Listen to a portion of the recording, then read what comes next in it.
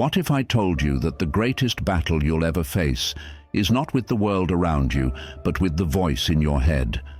The voice that whispers failure, fear, and doubt every time you try to move forward. The one that tells you you're not good enough, this will never work, or you're destined to fail. This is the enemy within, and it's more dangerous than any external force you could ever face. Welcome to Stoic Spark, where we explore ancient wisdom and modern psychological insights to help you master your mind. In today's video, we're going to talk about something crucial: the war within your own mind, and how you can silence negativity before it controls you. But before we dive in, I want you to do something simple. Like this video and drop a comment saying, "I am the master of my thoughts." It's time we reclaim control. Number 1. The inner battle. There's a battle that rages inside of all of us every single day. It's not a physical one, but a mental and emotional one. It's the war between the rational part of your mind, the calm, logical decision maker, and the emotional impulses that often lead you astray: fear, anger, doubt. You see, these impulses are the root of negativity. They make you think the world is against you, that failure is imminent, and that your dreams are out of reach. This is where the wisdom of Stoicism comes in. The Stoics believed that we don't control what happens to us in life, but we control how we respond to what happens. This is known as the dichotomy of control. You can't control your thoughts all the time, but you can choose your reactions to them. When negativity arises, you have two choices: let it consume you or challenge it. The first is the path of suffering. The second is the path of self-mastery. So, what will you choose? Take a moment and think about it. Are you in control of your thoughts, or do your thoughts control you? Leave a comment below saying, "I control my mind, not my mind controlling me." Let's reclaim our power. Number 2. Negative thoughts are not who you are. One of the biggest traps we fall into is identifying with our thoughts. Every time you have a negative thought, whether it's about your abilities, your appearance, or your worth, there's a natural instinct to assume that these thoughts define you. But let me tell you something vital. Negative thoughts are not who you are. They're simply fleeting impressions, like shadows passing across a wall. And just like shadows, they don't have substance unless you give them power. It's like looking at a storm cloud and thinking the whole sky is dark. Yes, that cloud may cover a part of the sky, but it doesn't change the fact that the vastness of the sky remains clear and untainted. You are the sky. Your true self is not the passing clouds of doubt or fear. It is the vast, expansive space within which these clouds appear and disappear. Dark psychology often exploits this. It teaches us how to manipulate the mind into thinking we are helpless, broken, or inadequate. It feeds on insecurities, making us believe that we are our fears, our mistakes, our failures. But this is manipulation at its finest, and the most dangerous part is that we do it to ourselves. We internalize these negative thoughts, and we start to wear them like armor. But here's the truth: you are not your thoughts. Let's take a moment to let that sink in. Every time you have a negative thought, "I'm not good enough," "This will never work," "I'm destined to fail," those are not your reality.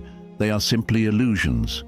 Stoicism teaches us that we do not control the thoughts that come into our minds, but we can absolutely control our reaction to them.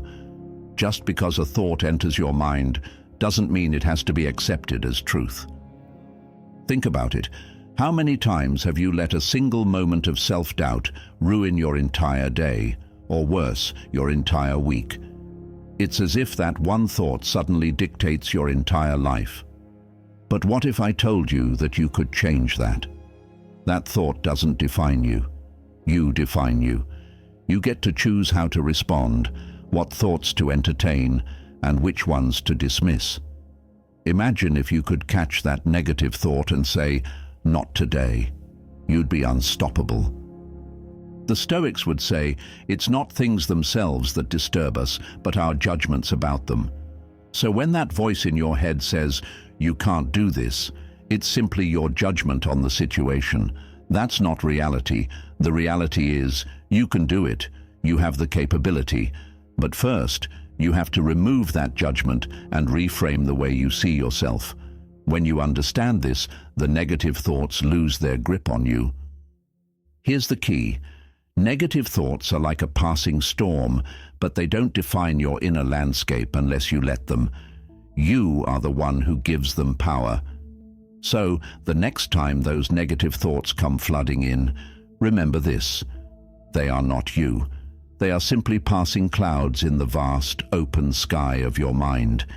You don't need to cling to them. You can choose to let them pass and find peace beyond them. So let's do something now that will break that cycle. I want you to drop a comment saying, "I silence my inner critic and I rise above." This is more than a mantra. It's a declaration that you will not let those negative thoughts define you. You are stronger than that. You are the master of your thoughts, not the other way around. Number 3, emotional self-mastery. We all face emotions that can hijack our minds: anger, fear, sadness, frustration. But here's the harsh reality. Most people let their emotions dictate their actions, and that's where negativity thrives. It's easy to get caught in a storm of emotions, to feel overwhelmed by them. But what if you could separate your emotions from your actions? What if you could choose how to respond, no matter what you feel? This is where emotional self-mastery comes into play, and it's a concept deeply rooted in Stoicism. The Stoics taught that emotions are not inherently bad. In fact, emotions are natural responses to external events. The problem arises when we let those emotions control us, when we let fear or anger steer us off course. Instead, we must aim for apatheia, a state of emotional freedom where our passions no longer dictate our actions. Emotional intelligence is key here. The more you understand your emotions, the better you can manage them. You don't have to suppress emotions, but you must not let them overpower your mind. Just because you feel angry doesn't mean you need to lash out. Just because you feel fear doesn't mean you need to retreat. Your feelings are valid, but they don't have to drive your behavior. Let's break this down.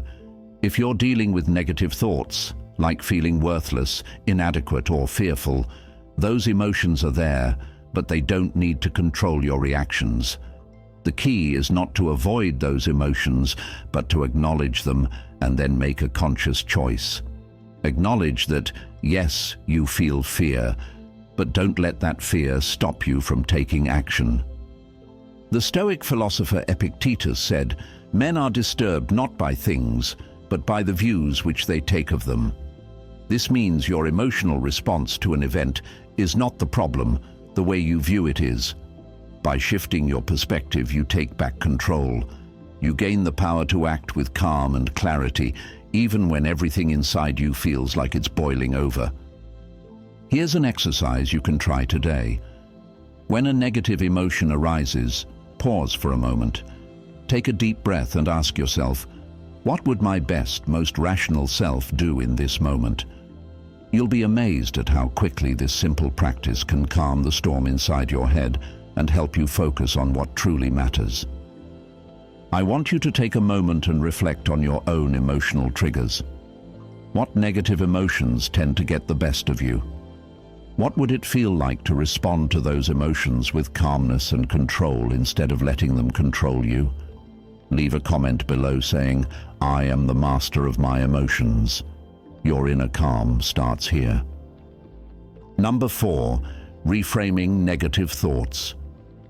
Have you ever been in a situation where everything seems to be going wrong, and in your mind you start thinking, "This is a disaster. I'm never going to get through this," or "I'm just not good enough"? Those are the moments when your mind spirals and negativity takes control. But here's the truth. You don't have to let those thoughts rule you. What if you could reframe them? Reframing is a powerful tool. It's the ability to take a negative situation and transform it into an opportunity. Imagine you're facing a setback. Maybe you failed at something or made a mistake. The typical reaction is to sink into self-criticism and despair. But reframing allows you to look at that failure differently. What did you learn from it? How can you grow from it? What is this moment teaching you? This is where Stoicism really shines. Marcus Aurelius, one of the most revered Stoic philosophers, said, "The impediment to action advances action. What stands in the way becomes the way." In other words, obstacles are not roadblocks. They are opportunities to grow and become stronger. The moment you start seeing your challenges this way, your perspective shifts, and suddenly you're not a victim to your circumstances anymore. You're a warrior facing challenges head-on. This kind of mental shift doesn't happen automatically, though. It requires practice. Reframing is a skill that needs to be honed. Every time a negative thought creeps in, ask yourself, how can I turn this around? What's the opportunity here? How can I use this moment to grow stronger? By changing the narrative in your mind, you take back control from negativity. Let me give you an example. Say you're facing rejection. Maybe you didn't get the job you wanted, or someone criticized your work. The initial reaction might be to feel worthless or defeated, but by reframing you ask, what can I learn from this rejection? Maybe this isn't the right opportunity, but there's something better on the horizon. Maybe this criticism is helping me identify areas where I can improve, and in the end, rejection is simply redirection. Reframing takes practice, but over time it becomes a habit. And once you've mastered it, you'll find that negativity no longer has the same hold on you.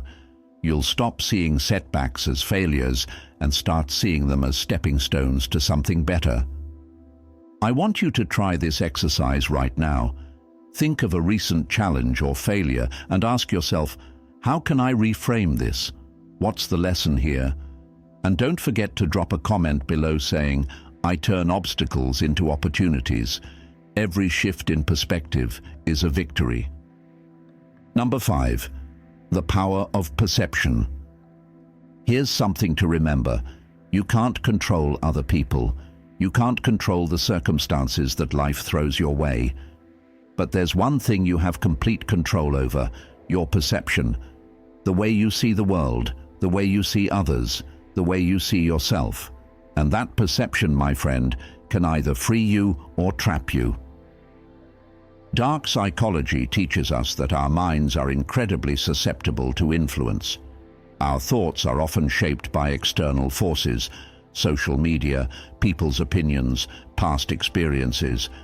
But the truth is, your perception is your power. No one can force you to perceive something in a certain way unless you let them, and that's where your true freedom lies. The Stoics were masters of perception. They understood that life's challenges are neither good nor bad, they simply are. What makes something good or bad is your perception of it. A storm is just a storm, but if you see it as a threat, it will cause you distress. If you see it as an opportunity for growth, it becomes a lesson. Perception is everything. Take, for example, the criticism you face. Someone criticizes your work, your ideas, your actions. What's your first reaction? Do you see it as an attack on your character, or do you see it as feedback that can help you improve? The Stoics would tell you to take criticism as an opportunity to reflect. In fact, they would say that criticism isn't something to avoid. It's a gift that helps refine your character. This is where your perception can either empower or disempower you. Instead of seeing criticism as a personal attack, you can choose to see it as a tool for growth. Instead of seeing failure as defeat, you can choose to see it as a lesson in resilience. When you master your perception, you will find that negativity loses its grip on you. Now, I want you to think about a recent event where you reacted negatively. Maybe it was an argument with someone, a failure at work, or a moment of rejection. How did you perceive that event? And how did that perception influence your emotional response? I want you to take a moment and drop a comment below saying, "I control my perception, I control my reality." When you shift how you see things, you shift your entire experience. Number 6, the enemy within, your inner critic. We all have that voice in our heads, the one that tells us we're not good enough, that we'll never succeed, that we're not worthy of the things we desire. It's our inner critic, and it's one of the most insidious sources of negativity we face. But here's the harsh reality. That voice, as loud and convincing as it might be, is not the truth. It's a distorted version of reality trying to keep you small. Dark psychology often uses this inner critic to keep you stuck in a state of fear and self-doubt. It manipulates your insecurities and feeds off your vulnerabilities, telling you that you're not capable or that you're destined to fail. But here's the twist. It's a lie. It's not you. It's a mental construct designed to sabotage your growth. Stoicism teaches us that we are not our emotions and we are not our thoughts. And this inner critic, it's just a thought that you have the power to challenge, question, and ultimately silence. The Stoic philosophers understood that what we think doesn't define us. It's how we respond to those thoughts that shapes our lives. So when your inner critic tries to take over, you have the choice to say, "No, that's not my truth." The first step in silencing your inner critic is recognizing that it's not a reflection of your true self. That voice doesn't want what's best for you. It wants to keep you safe, stuck in your comfort zone. But growth doesn't happen in your comfort zone. It happens when you face that inner critic head-on and tell it that you are stronger than its lies. One technique the Stoics used was the practice of negative visualization. Instead of letting the inner critic tell you that you'll fail, you visualize the worst-case scenario, but from a place of empowerment. You ask yourself, what's the worst that could happen? What if I fail? What would I learn from it? By acknowledging the possibility of failure and reframing it as an opportunity for growth, you take away the power of that inner critic. I want you to do something powerful right now.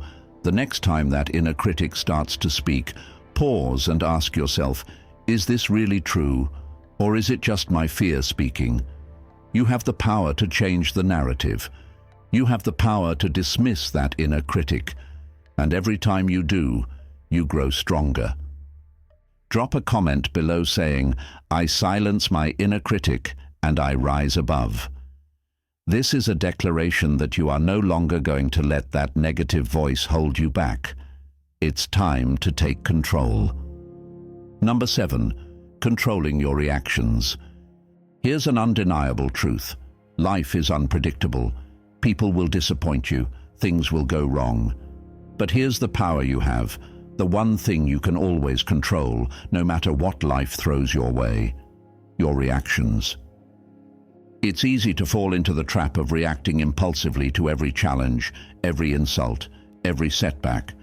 But Stoicism teaches us that while we can't control the events of our lives, we absolutely have control over how we react to them. In fact, your reaction is where your power lies. Your ability to remain calm, centered, and composed in the face of adversity is what separates those who rise from those who fall. Imagine this. You're in a high-stress situation. Maybe someone insults you, or you lose something important to you. The typical automatic reaction might be anger, frustration, or even self-pity. But what if you could stop that impulse? What if you could choose to react differently? The Stoics called this virtue, the ability to respond to life with reason, self-discipline, and wisdom, rather than emotional outbursts. This is where mindfulness and awareness come into play. The next time you find yourself in a negative situation, take a deep breath and pause. In that moment, you have a choice. You can let your emotions take the wheel, or you can choose a rational, composed response. The moment you take control of your reaction, you take control of the entire situation. Let's dive deeper into the Stoic practice of premeditatio malorum, the premeditation of evil. This is the practice of mentally preparing for challenges before they happen. By visualizing possible setbacks and challenges, you mentally equip yourself to respond with calmness and clarity when they inevitably arise. You're not caught off guard. You're not overwhelmed. You've already prepared yourself to remain in control. Here's a challenge for you. The next time you face a setback or challenge, stop and breathe for a moment before reacting. Ask yourself, how would my best, most composed self handle this? You'll find that this simple pause gives you the power to react with clarity and control. If you're ready to take full control of your reactions, leave a comment saying, "I am in control of my reactions and I rise above." This is where your true strength lies, within you, in how you respond to life's curveballs. Number 8, developing mental resilience. The truth is, life will test you. It will throw obstacles in your path, it will knock you down, and it will challenge you in ways you never expected. But there's one thing that will determine whether you rise or fall: mental resilience. Mental resilience is the ability to withstand and bounce back from difficult situations. It's the ability to stay calm and composed when life feels like it's falling apart. And guess what? It's something you can cultivate. Just like physical strength, mental toughness is built through consistent practice. This is where Stoicism becomes incredibly powerful. The Stoics believed that life's challenges were not to be feared, but embraced. They saw adversity as an opportunity to strengthen their character and their resolve. Marcus Aurelius, one of the greatest Stoic philosophers, said, "The impediment to action advances action. What stands in the way becomes the way." In other words, challenges aren't roadblocks. They're the very things that help you grow. Developing mental resilience doesn't happen overnight. It requires you to practice pushing through discomfort and adversity. Every time you face a challenge, you're presented with two choices: give up or get stronger. The more you face hardship and push through it, the more resilient you become. It's like lifting weights for the mind. The more you challenge yourself, the stronger you become. A great Stoic practice to help build mental resilience is journaling. Each day, reflect on the challenges you faced and how you overcame them. Even if you didn't succeed, write about what you learned from the experience. This helps you reframe your struggles as opportunities for growth. Over time, this will train your mind to approach challenges with a resilient mindset. Another important element of resilience is self-compassion.